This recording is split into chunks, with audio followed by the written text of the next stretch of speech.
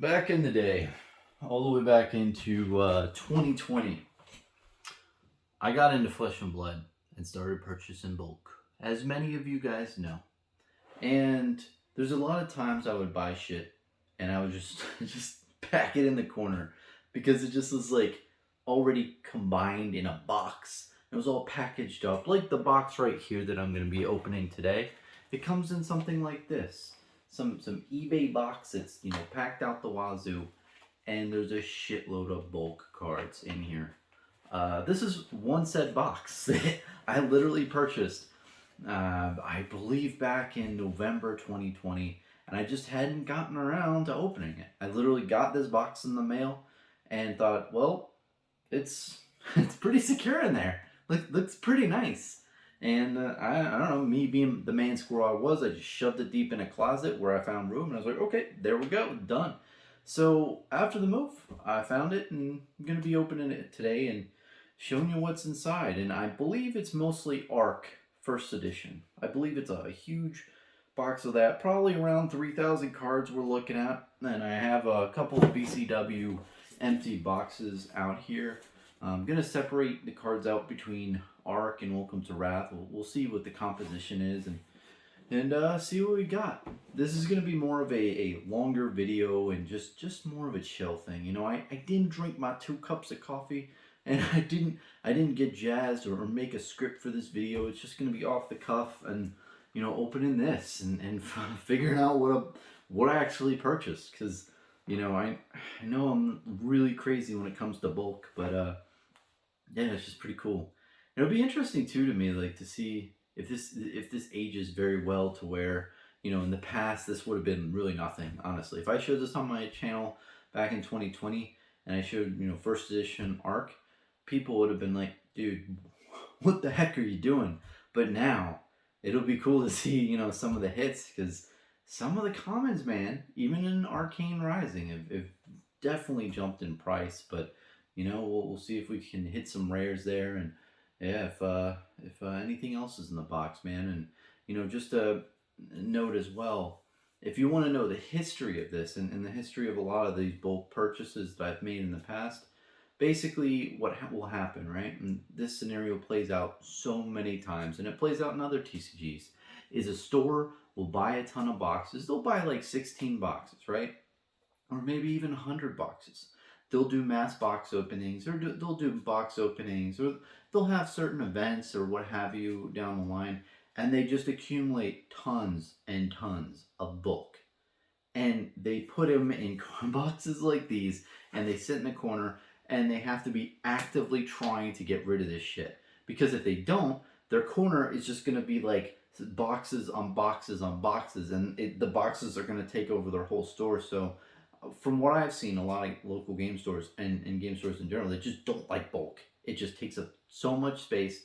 It's a toxic asset. And usually people, they're just happy to say, literally what most of the stores I've seen did is they put a ton of bulk in a box, and they say, Bronson, we're going to charge you $200, $300 for this whole box.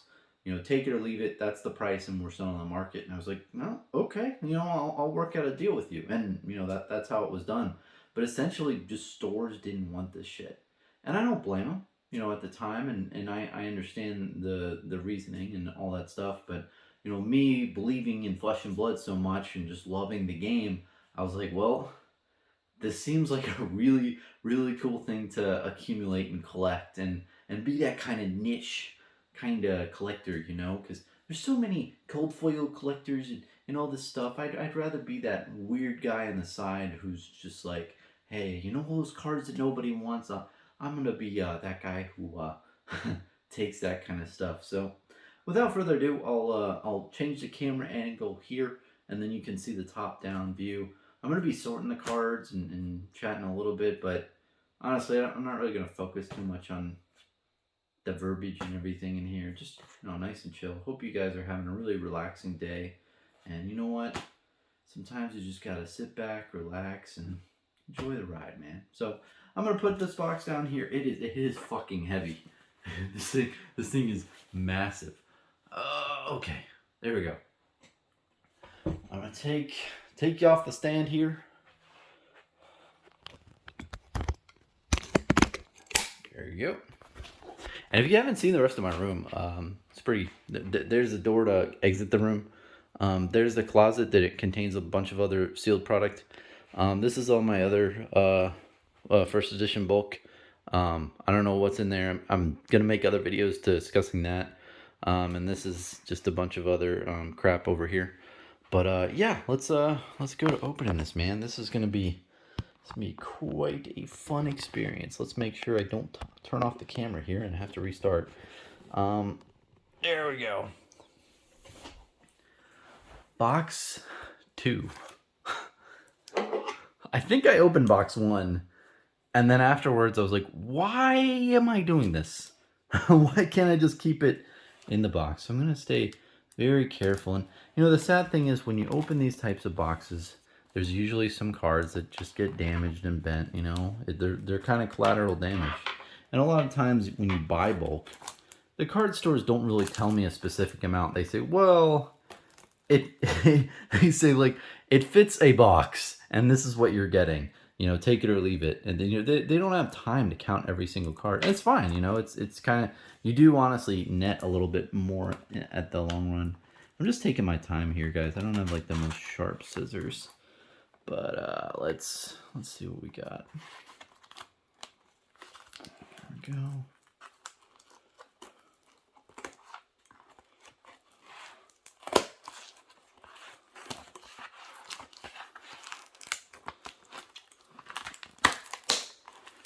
I'm really interested to see what it is.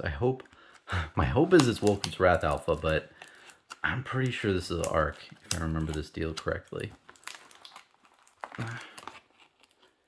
Even so, I mean, you know, you have Red Fate for scenes. You've got, you know, a good amount of cards that are of value in Arc as well. Oh, there's a piece of paper. That's nice. What I love, too, is when stores use this, can't see it, but this plastic inside this box makes it a lot safer for the cards. Usually, though, all these cards are just out in the open and they shift around and not very well done. But when they're packed to the brim, what will happen is the cards kind of like support each other. It's like a little support system for the cards so they don't fall over, which is nice. But sometimes you get that damage. And again, I'm just gonna go really slow with this, act like a normal person here and open this real slow because I don't want to like clip through a bunch of cards and damage them. But yeah, man, I'm excited. I love collecting Flesh and Blood, and this is kind of, it's one of my most favorite type of things to buy. It's just big ass bulk. All right, here we go. Let me take this out. I don't know what this is. Is this like an invoice or something? No, it's just a blank sheet of paper. I guess the guy was trying to prevent any water damage or stuff on the top. And this is what I was talking about on the side. Sometimes these cards get loose and they get pretty damaged. But again, you know, you're buying bulk and it's packed the best it can be. So yeah, look, man, looks like Arcane Rising. So again, it's gonna be a pretty long video. I'm just gonna go through them all, make sure I separate them out, and see what we got. Yeah, it looks like Arcane Rising bulk, which is really nice.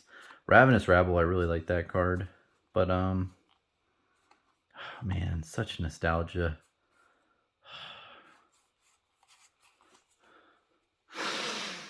Oh, it smells so good, man. I know you're not going to believe me, but the first edition Arcane Rising and Welcome to Wrath, best smell out of every Flesh and Blood products thus far. The smell is just completely different from the reprint and Unlimited. I just can't explain it. It's just like, it smells so good. Ravenous Rabble Red, that's a good card. And the card quality is much different.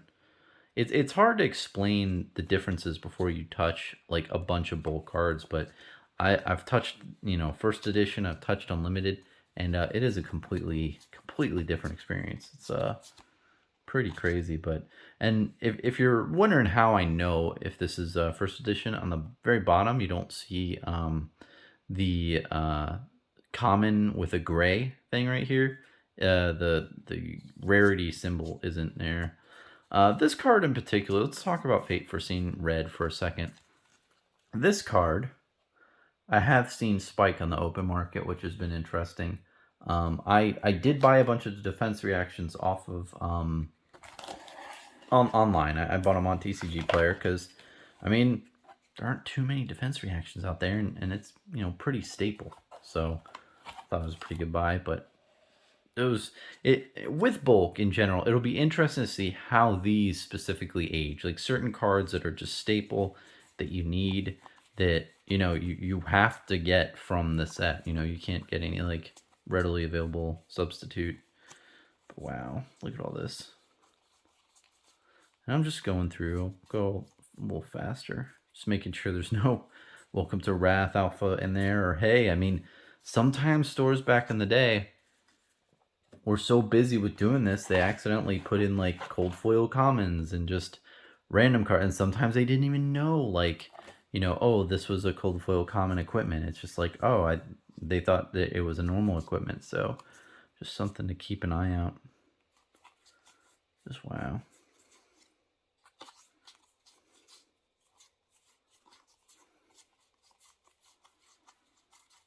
I'm getting a Scent Man, right? Ooh, a cracked bobble. That's awesome. Oh, looks like it flipped.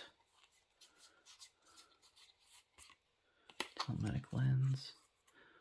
And I got this BCW card box. I'll be storing them in a bit. Let's see this stack. Because, I'd really put all these in the thing automatically, not sort through them. But yeah, I really want to see, because sometimes, hey, maybe I'll get like Crucible with Aetherweave wasn't, but sometimes, hey, maybe you get like a cold foil Robe of Rapture or something like that. I mean, you never know with these type of purchases. I have had that in the past, and it's such a great feeling. And honestly, back in the day, nobody really gave a shit about cold foil cards. Oh, I thought this was a cold foil. Damn. but yeah, nobody really cared about the cold foil cards at all. I mean, they cared about a little bit, but some people just didn't value them at all. So they just put it in their bulk. And I know that sounds crazy because, in this day and age, it's worth so much. But, it's very likely that sometimes people just, threw it in. And sometimes people just didn't know what the cold foil was. So, yeah, it's quite a journey we've all been with Flesh and Blood, man. It's been pretty wild. Bracers of Belief, very underrated card, I think.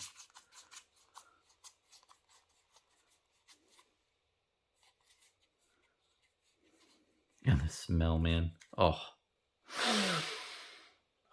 Smells so good. Let's see what this is. Looks like this is just packaged cards. Sometimes they put like the rares in these packages.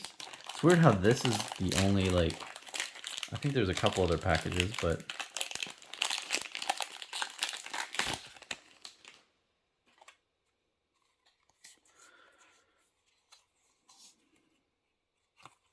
trying to look at the cards and shine them in the light so I see if they're cold foil or not. Haven't hit anything yet, but you never know, man. And I mean, what are they pushing now, guys? Like $200, $300 for a cold foil and a Arcane first edition. So gotta look for the big money. It kind of feels like that coin roll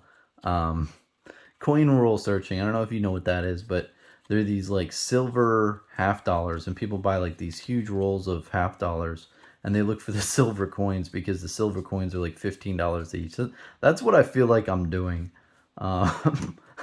But yeah. And I think there's all these like Magic the Gathering big boxes from Goodwill and all that bullshit, that is usually not worth your money and time. But I guess it's kind of like that too.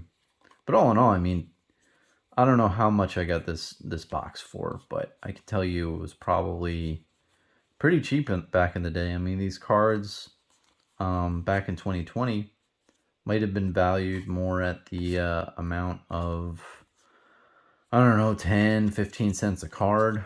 I mean, if you got a shop at a good time and they just really didn't want the bulk, I mean, they could have given it away for a little bit less as well. Honestly, it's been so long. Like, you'd have to look at any of my older videos where I talk about collection buying and what I was paying for at the time. And that's the cool thing about YouTube, you know, like with Magic the Gathering, it's been out for such a long time, but back in the day, people didn't have YouTube or any other medium to kind of explain their experiences and their thoughts and just talk about the game and something to be kind of left for future generations.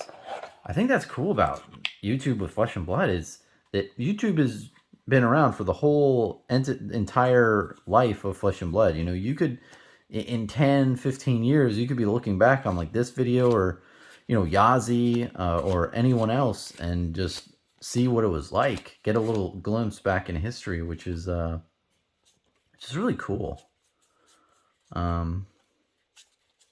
Yeah, I don't know, that's always fascinated me personally. It's always fascinated me that YouTube is pretty much forever, and people in 2050 or 2040 could, you know, be stumbling around the internet and see this long ass video and say, hey, why don't I watch this, and get a glimpse of what it was like back when Flesh and Blood, you know, first came out.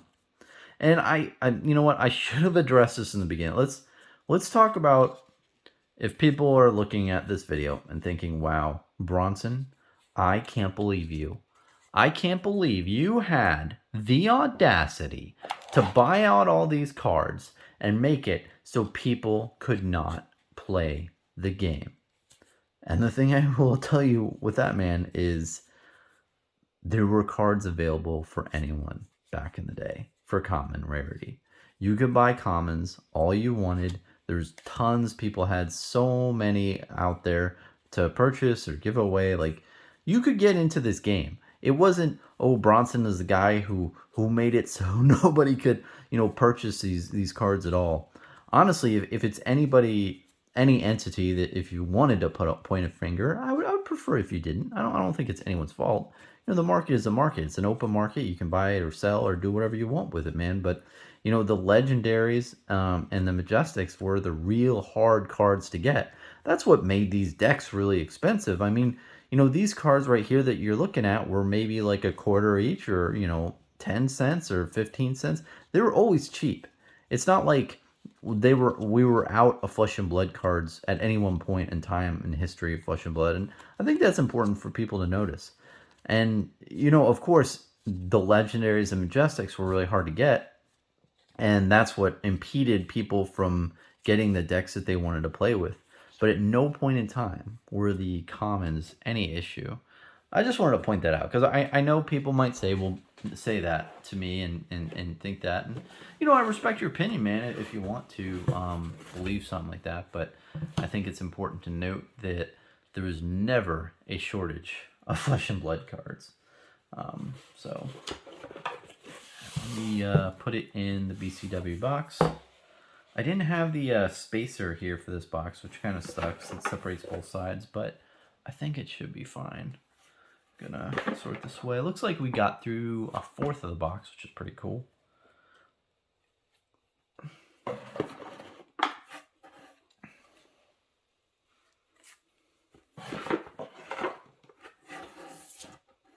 think I have one more empty box that'll probably fit everything. So we got everything in a little part of the BCW box. And I'm going to put this here for now. Go through some more cards. Just wanted to get that out of the way.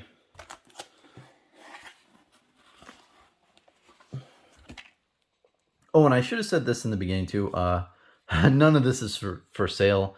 I appreciate offers that I've gotten in the past for stuff. I just, you know, I'm not willing to part with any of this at this time. I'm just very nostalgic of it, and I'm trying to collect as much as possible, you know, and I'm not really... I sell cards here and there, a TCG player and eBay and stuff, but just specifically to people, I'm not really interested in selling at this time.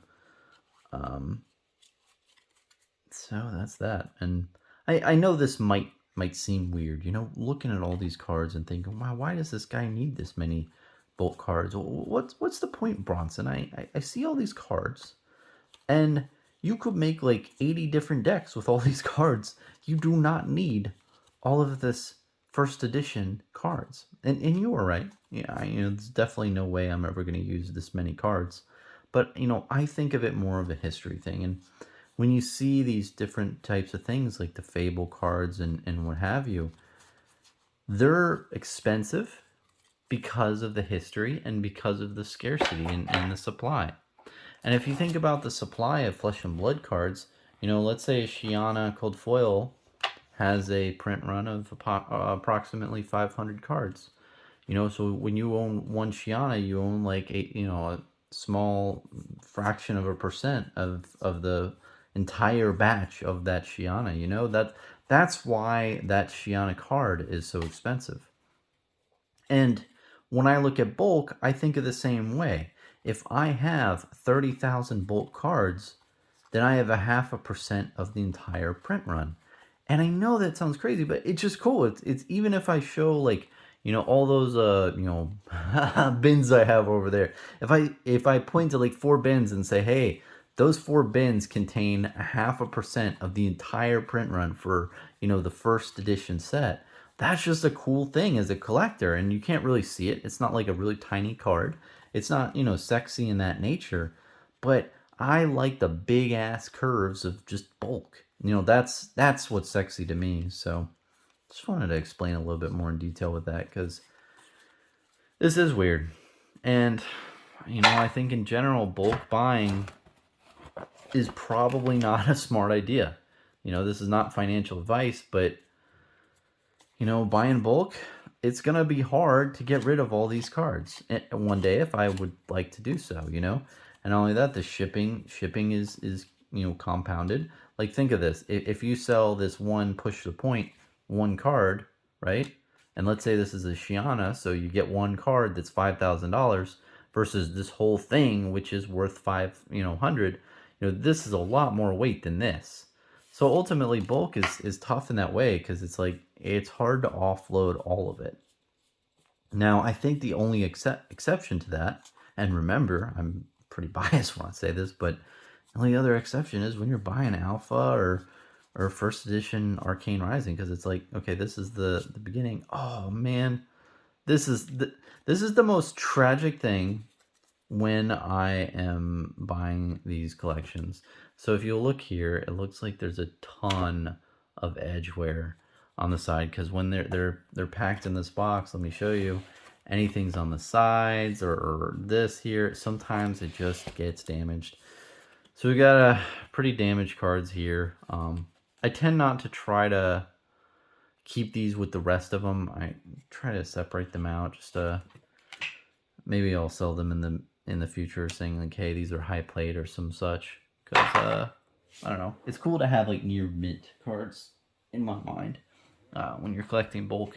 And that's another thing too, is that, yeah, not only do I have maybe a 0.5% of the print run of a given set with 30,000 cards for Welcome to Wrath and Arcane Rising, but it's of near mint cards. Like, how many near mint bullseye bracers are still out there, or 0 to 60? So if you look at the amount of commons out there, I believe for Welcome to Wrath, there's like a little over 30,000. Let's say there's 35,000 of this card. Well, how many of them were thrown away in draft and sealed events? How many just were, you know, played with a lot and are pretty dinged up, or in booster boxes that'll never be opened and such like that? So, you know, there's a lot of different things to where, you know, there might not be as many of these as you'd think in near mint condition, just on the open market at any given time. Especially over time, man. You know, cards get thrown out, people move, there's fire, there's a lot of stuff. So, you know, it's just not too many people have just boxes and boxes of bulk like me out there. And it'll be interesting to see what happens with it at all. I mean, honestly, if you want my honest opinion, I hope bulk goes down in price. I would love to buy more. I would love to gain more cards. I mean, if people are selling these cards for like 10 cents, 15 cents, or 5 cents, I'm going to go with that shit all day. But, I don't think that's going to happen. I mean, supplies have dried up. There's not that many people opening these booster boxes. I mean, you might see one seller here or there open a box and list like a bunch of cards, but that's kind of it. So, yeah, man, it's going to be really interesting to see how this whole set ages. So far I've only hit Arcane Rising, which is expected. That's what I thought. This BCW card box, I believe, holds, I want to say 1,200 cards in each slot, so we have like 2,200, which isn't too bad.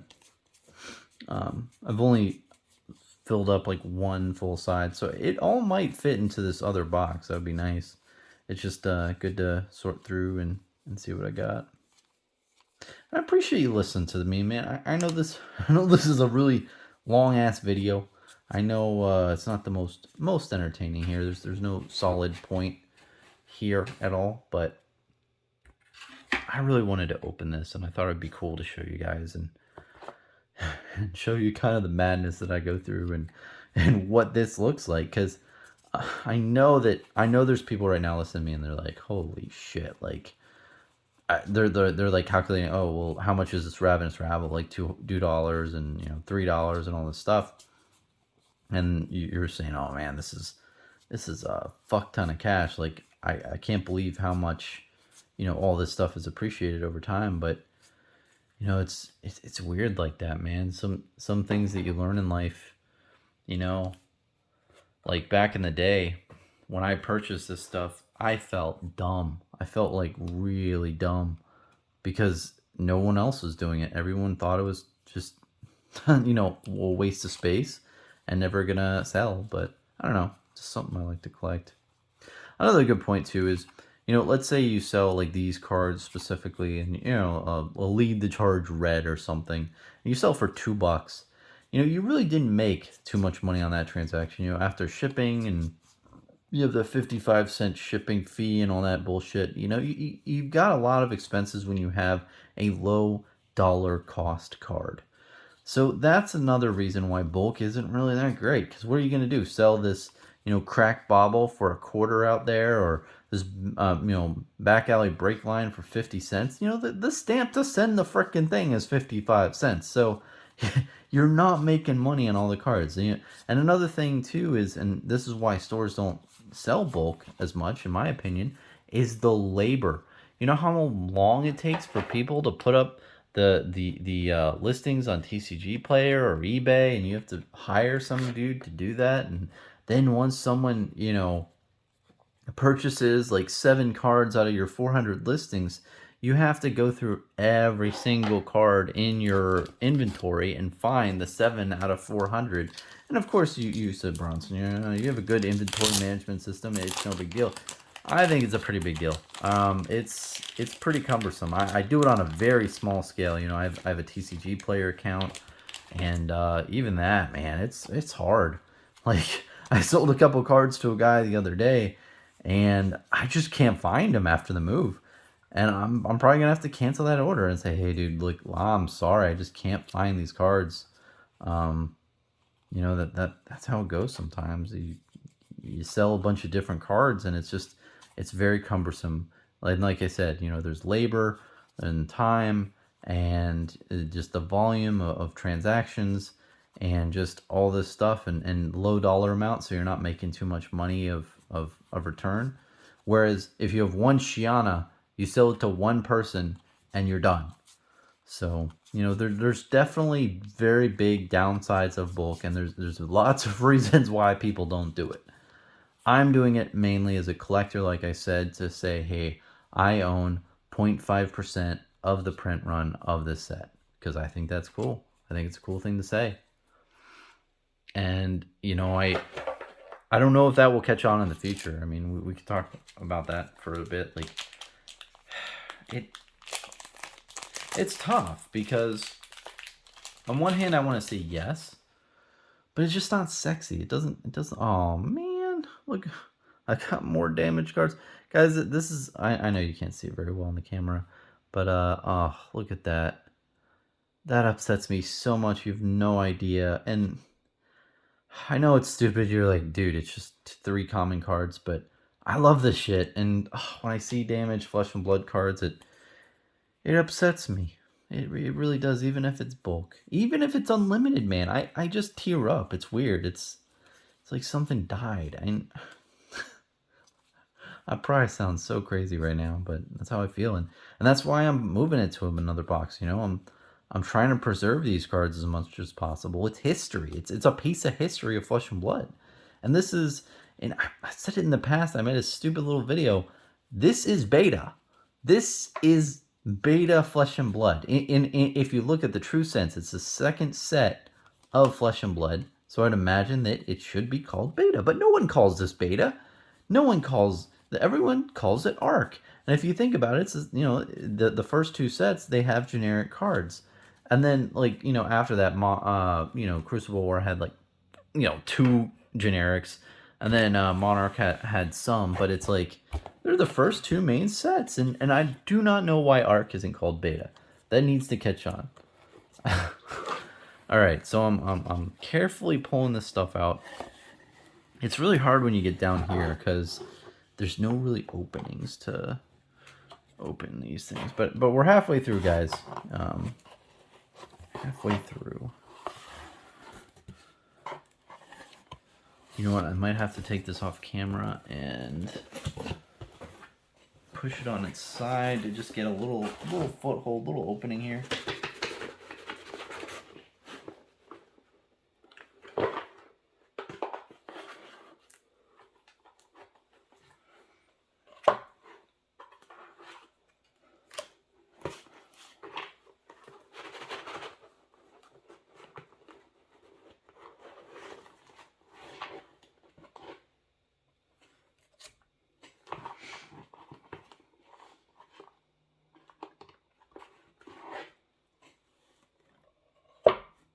Alright, I think I got a little bit of leeway, so I'm gonna put the box back up.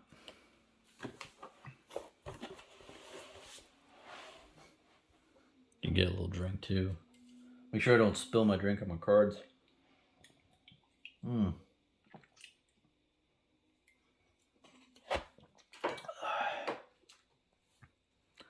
This is content, guys. Is this content or what?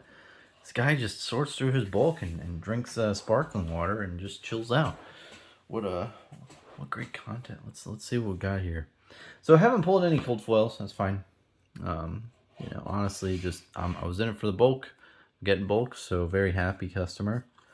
And honestly, what's great too is, you know, I think I helped a lot of stores out. You know, it's hard to get rid of some of this stuff, and I was there to provide cash when, you know, when they're interested and get rid of it. I was here to pay to get it off their hands and hold it long term, squirrel it away. Big man squirrel I am. But yeah, just really great collection here. I'm really happy with it. I've heard too back in the day that people put like the Fable cards in their bulk. I don't know how true that is, but I don't blame people if they did. I mean, nobody really knew stuff back in the day, and that's a tough thing with thinking back in the day, is that you don't remember fully. People who got into this game later just don't see this game the way I see it, the way a lot of people who were in the game before the whole spikes of Flesh and Blood, because this game was super cheap. Legendary cold foils from Alpha were $50 each. You know, the Fabled was $500. The Heart of Fandel. You know, all these cards were very, very affordable. It was only after maybe October 2020 that things started spiking, things started being crazy, because I think people realized that there was a game here. You know, people like me, not really like me, but people who had money, and they said, hey, you know, I think there's something here. I want to start buying as much as I can. And, you know, that's what they did. A lot of people focused on smarter products than I, like sealed product, which was very smart. it was a lot more smart than what I was doing. And in retrospect, I should have pulled the trigger on a lot more of the sealed purchases there instead of buying a bunch of stuff that people had opened. But, you know, that's how things go. All in all, very happy with this collection. Very, very happy with my entire collection, man. I'm just very humbled and very lucky to be in the game as early as I was, and, you know, to get a bunch of stuff. Now, since we're pretty late in the video, Crack Bobble is a card that, you know, I've purchased a good amount of these off of TCG Player and eBay and stuff, and man, it'll be really interesting to see what these cards are worth and how many were printed, because I don't know if, you know, the Crack Bobble slot is really, like, if we know the total print run of these or any of the other type of, like, equipment cards, especially the Bobble. It's so iconic and people love it, and I know so many people out there who just wanted to buy it, so they, you know, buy up a bunch of that and save it and have it in a little thing. All right, getting through this, man. Oh, this has been one hell of a journey. No Welcome to Wrath, so there's that, but tons and tons of Arc. Holy cow. Oh, another Crack Bobble. That's nice. Still no cold foil, which is fine. Oh, I just can't get over the smell, too. Oh, it smells so good, man. Oh, that's the good stuff. They should make a cologne out of this. Seriously, it's that good. Unlimited cards just smell so inky. They put so much fucking ink on the cards. These are just, it's more of a whiff of just refreshing, like, eucalyptus shit. Oh, it's so good. I mean, at first it was weird, you know, when I smelled Flesh and Blood cards versus Magic the Gathering, I didn't really smell any real scent to them. It's very refreshing scent versus Magic, which has that, you know, distinct Magic card smell. But yeah, man, it's something wild. If you have a friend or something who has some bulk first edition, you gotta put your nose to it, man.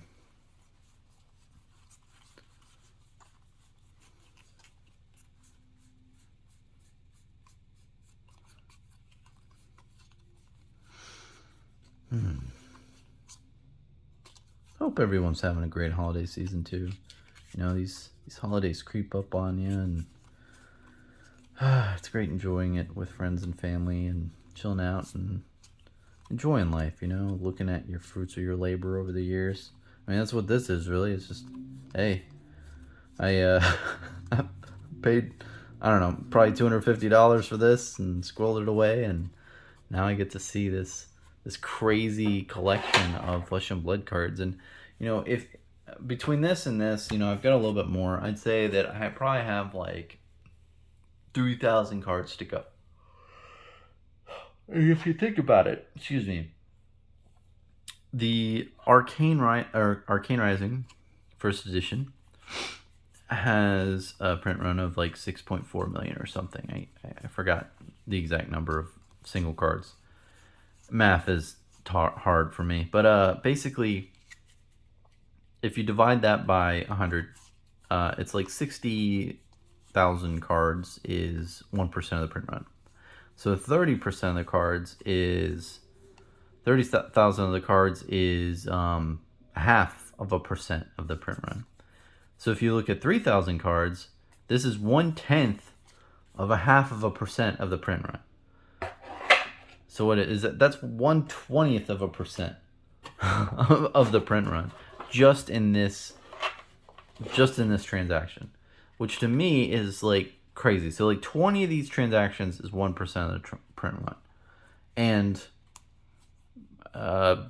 2,000 of these transactions is the whole print run. But of course you can't.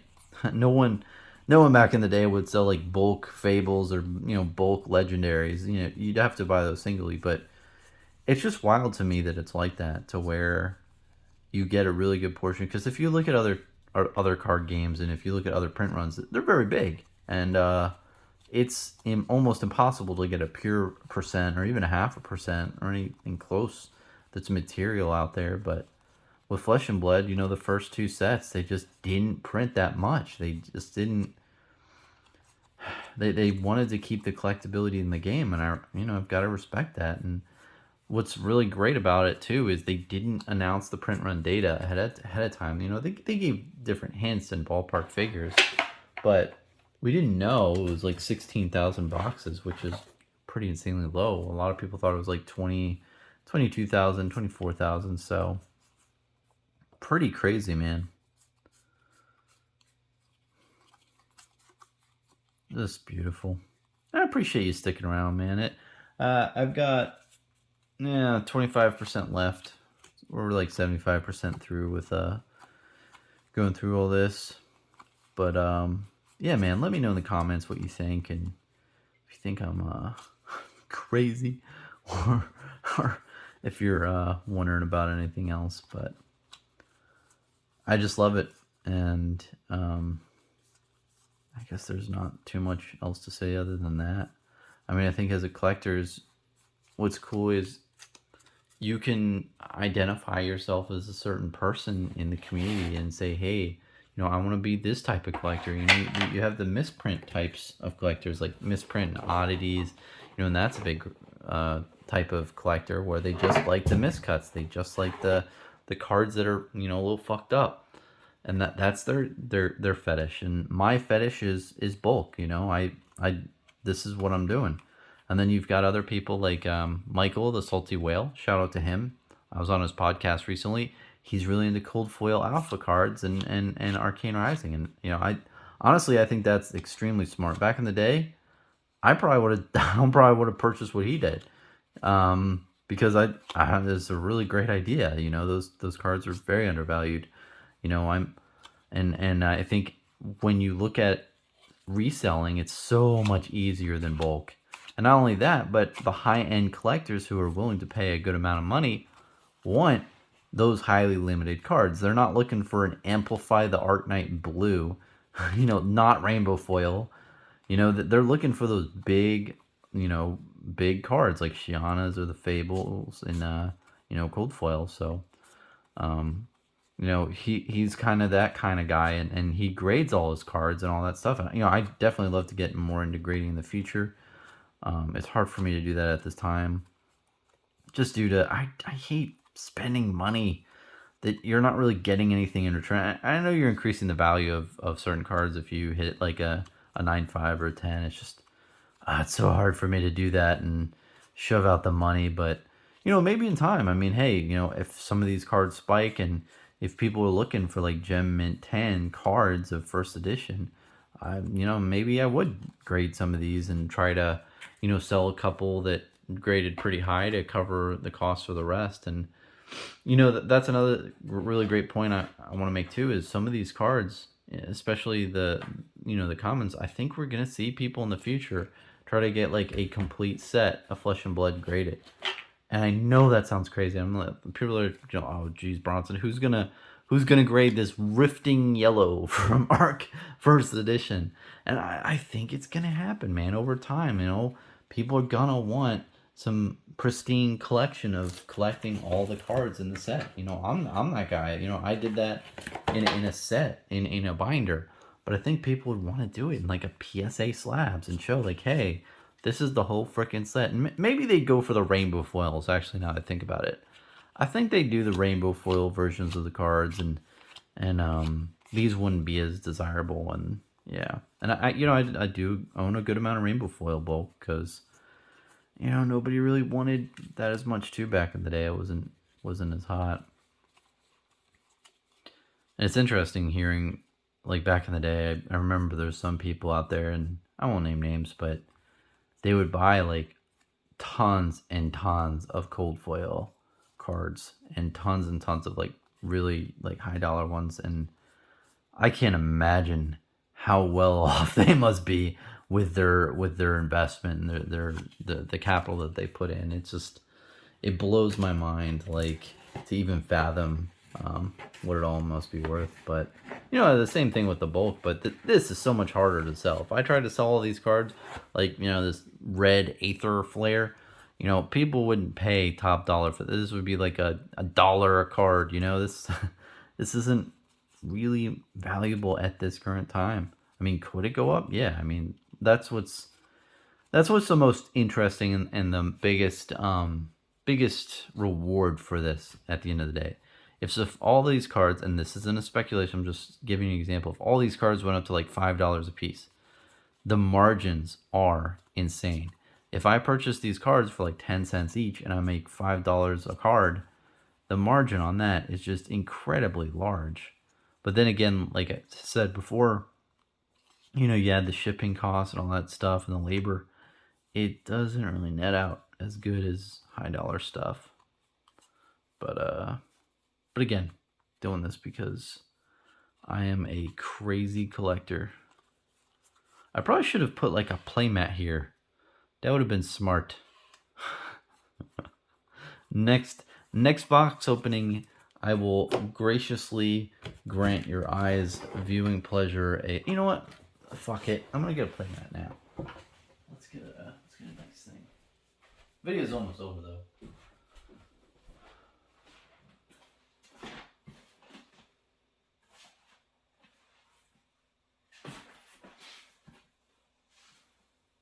Oh, here we go. Let's get some Tales of Aria jamming on this little mat here.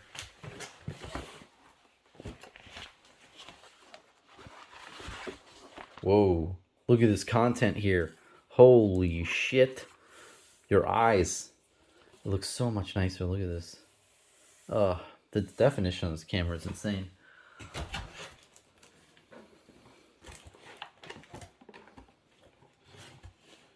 I used to record with this like $80 webcam, and that was good for a while, man. But this thing is the shit. And it looks like all Arcane Rising here. That's pretty interesting. I know from this deal, I think I got some Welcome to Wrath bulk, but I must have opened that ahead of time.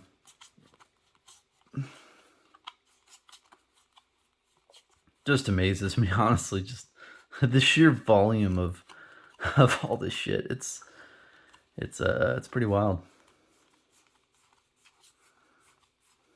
I can't believe I didn't think of this playmat earlier too. It looks so much better. But yep, nothing in here. Put this to the side. Not too much left here. Some bulk.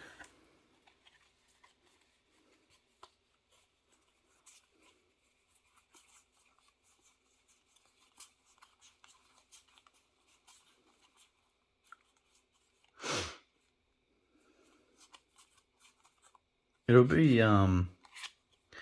interesting, man, too. Another topic I want to go into, and it's pretty late in the video, is what cards, like, so Voltic Bolt Red, right? That is pretty hot card, you know? Or I'm trying to think, like, let's find another one here. But these cards that are just really important, that a lot of people use, like, a ton, I wonder how those are going to age, and if we're going to see certain cards just, like, pop out of the set, or, you know, Welcome to Wrath and Arcane Rising, that just go up more in value because just people want it. Another one, I don't have it, but let's say you have, like, a Fate Foreseen Red. Like, that is another, like, high dollar value, or it's like a highly sought after card that's, like, in a lot of decks. And if you think about Magic the Gathering, there's some commons in Magic the Gathering Alpha and Beta that are worth a ton more than the other cards because the demand, you know, the demand for them was a lot higher. And I think that we're going to see that. We're going to see that with bulk. And I don't mean to speculate or change your thoughts or opinions on it. I'm just trying to equate it to what we already know. Oh, man, another damage card. But, yeah, it'll be very interesting to see, man. Like Whisper the Oracle is another card, you know, that blue. That's really sought after, used in a lot of decks. The block 3 is really nice, and yeah, who knows? Because, you know, a lot more people play this than this. Foresight Yellow. You know, no one really plays this in any deck, and it'll be interesting to see what stuff happens. But here's another thing: is let's say a deck comes out and Foresight Yellow is really needed. Like people put a lot of Foresight in there, right? I think then it'll be very interesting to see if any of the cards spike from previous sets that are like, oh, now there's this new combo that this card is really worth something now. Like Lead the Charge, I think, was a great example. No one played Lead Charge Yellow. But then Prism came, and then it's like, oh, okay, this is a pretty good counter card to Prism, so Lead the Charge Yellow is going to be put in a lot of decks. So it's that kind of scenario that really really intrigues me. And kind of just as a, I don't have too much bulk to go through at the end here, but it also interests me on where all these cards are. So, I'm telling you I own a 0.5% of the print run of stuff, or, a little bit more. I'm not sure. I have to count it all. But I think that, and I'm very clear on this, less than 100 individuals own Welcome to Wrath Alpha, just the whole print run.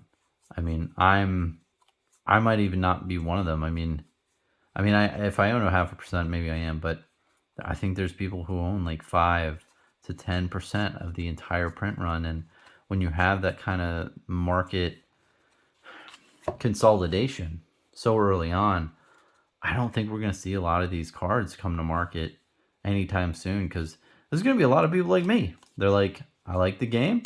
I'm going to keep my cards. I don't care what my salvage shot red goes to $10, $20 a card. I'm keeping it. I like that card. I might use in the future. I might use my 50 copies of salvage shot reds in the future.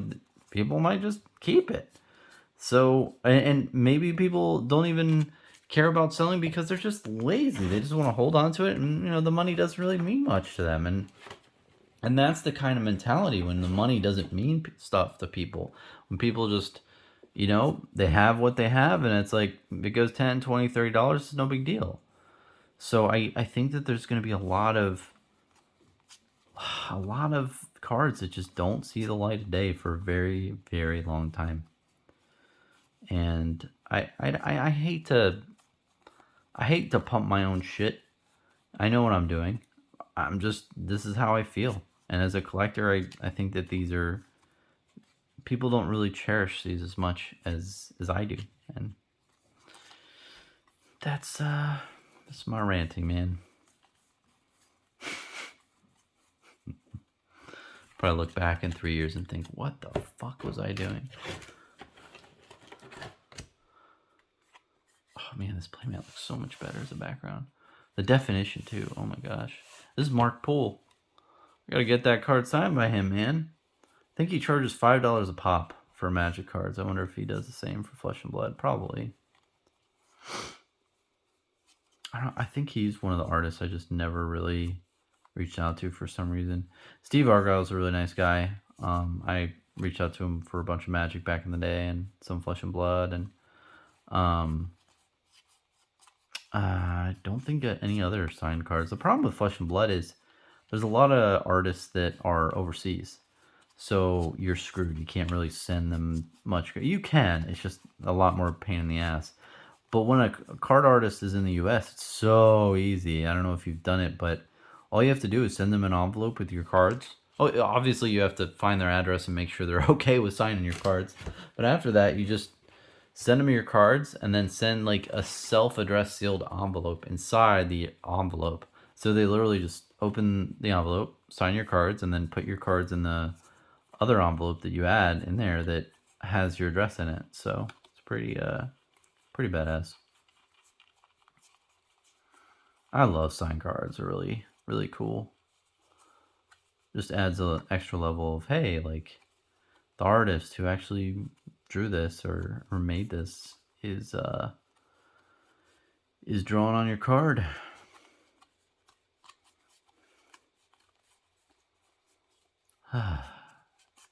So relaxing. I can't tell you, man. I am so relaxed. Probably should have drank coffee before this, but just wanted to have a nice chill experience. You don't really get too many of these opportunities in life, man, and I'm probably not going to have any more of these opportunities in the future with bulk. And you know, I'm sure I'll get people contacting me saying, "Oh, Bronson, I have a great deal for you. I'll sell you all my bulk for 50 cents a card and all." Yeah, I appreciate it. You know, it's nice that anyone would want to sell me their cards, but I can't pay that much for cards. Honestly, the only reason why I did this back in the day is because I could afford it. You know, when you pay like $250 for this whole box, or maybe even $150 or $200, that's not that much for 3,000 cards. But when you have these margins, I'll call them, right? You know, if you have these 50-cent cards and you're selling it for 3,000 cards, that's $1,500. That's a lot of cash, especially for just bulk. So now do I believe in it, and do I think that it could and will go higher? Yeah, for sure. But it's just the cost basis is very important, and it just the price memory is what really kills me. Is I'm like, oh, well, I remember getting all these for super cheap. I don't want to pay for anything that's above 10 cents a card or 7 cents a card, which isn't the correct way of thinking, but just the way you think. But I mean, at the end of the day, I don't really need too much more. I honestly, if I could honestly just get Welcome to Wrath Alpha, like 1% of the print run of that would be really badass to say. And then also maybe do it for Arcane Rising as well. And then I'm kind of good on purchasing. Well, that was the whole box. You can see the empty box here. That's what the box looks like afterwards. I put most of the cards in the BCW storage box. I have a couple other like big BCW like 1,000 count card box. I'll probably put the rest of these piles in. All in all, didn't get any cold foil cards, which is, I didn't expect it, so it was all good. It's always nice when that happens, but it's all good. I did get like 10 damage cards, which is normal. That happens, and very sad. And hopefully I can sell them in the future to people who just want to play with them and don't really care about the little chips and dings and all that kind of shit. But hey, maybe I'll play with them. I'll make like some jank decks with damaged first edition cards. But that's about it, man. If you're watching this late into this video, I really appreciate it. I don't expect too many people to listen to me ramble on for a fucking hour, just nonstop talking about alpha bulk, and I want to reiterate again. I know I do it a lot, but please keep in mind, all of my opinions are extremely biased because I do own a shitload of these cards, and I just wanted to be completely transparent and honest with you guys, because when you're evaluating my opinion, you should be very aware that I have a huge ass bias when talking about this stuff. But all in all, like I said earlier, the point of all this, the point of buying all this bulk and the bulk that you saw over there, and then I'll probably make more videos about it in the future, is just having a special type of asset that a special type of collectible that is like 1 out of 200, if that makes any sense. If I own 0.5% of a print run, I own 1 out of 200 of that print run, essentially. And essentially, I'm equating that to big bins full of huge chunks of the print run. But that is so cool to me. That just, it's my fetish. That's what I get off on. And I'm really, really enjoying collecting it. So that's about it, man. Again, thanks for watching, and have a good one, man.